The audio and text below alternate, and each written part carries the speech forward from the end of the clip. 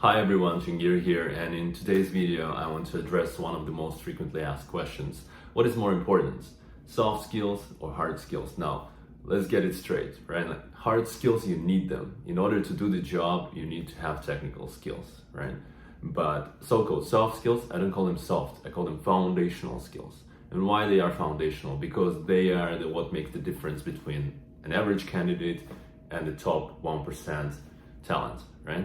And let me explain a little bit. Let's break it down, right? It doesn't matter what role you're in, but these are the skills that would make all the difference. First of all, hunger and drive, right? People who are driven, who are self-motivated, self-directed, they wake up, they understand why they wake up, they get up out of the bed in the morning, they understand the reasons why, right? This hunger, this drive, you cannot teach that, right? If people have it, they're gonna achieve, it doesn't matter which role you're gonna place them in, they're gonna achieve always something, they're gonna succeed, they're gonna learn, right? They're gonna channel their energy in the right resources, right? Let's say.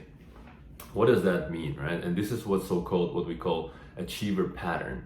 If you look at the resume of a candidate, and you can see that probably they changed the jobs, they work in different roles, right?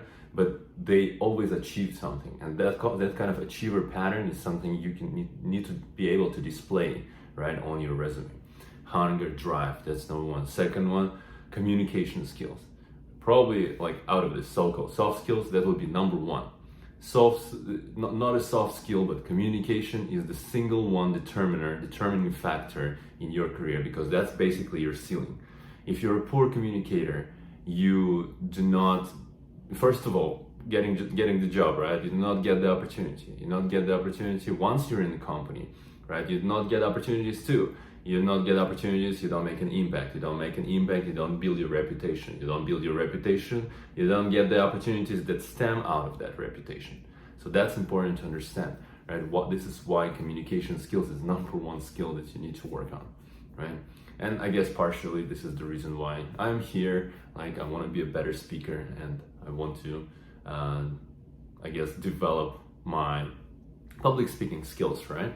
And what I came to understand through my writing practice is that good public speaking is a lot of private thinking, right? And this is what writing allows you to do. You think a lot in privately, right? And then you kind of come in and bring it to the people, right? What else is out there? What other so-called soft skills, foundational skills are out there? Adaptability, right? Adaptability is I guess one of those strengths that so many immigrants have. They come in, they abandon their old identity, they come, and the openness to change, right? Openness to immerse in a new environment, absorb the culture, and become something new, right? This is also a skill, right? And this is not something that can be taught, right? This is something that people just absorb. Now, there is a book, and they call it An Ideal Team Player. What's the formula of an ideal team player, right? Hungry, humble, smart, right? And we talked about number one, hungry, humility, right? There are many people who are very, very confident. There are many people who are very, very humble. The good balance of between two, this is what makes someone an exceptional candidate. Now, smart, right? What does that mean? Number one, general cognitive ability, right? Ability to learn, like just having a good brain. I'm sorry, unfortunately, that's kind of a lottery, right? Like, someone's lucky to be born with good brain, someone's probably less lucky. I don't know, like me, sorry. But yeah, but also it is a habit, right? Like, learnability comes from a habit of learning, constantly learning. And again, that comes from drive, from hunger, right? Inquisitiveness.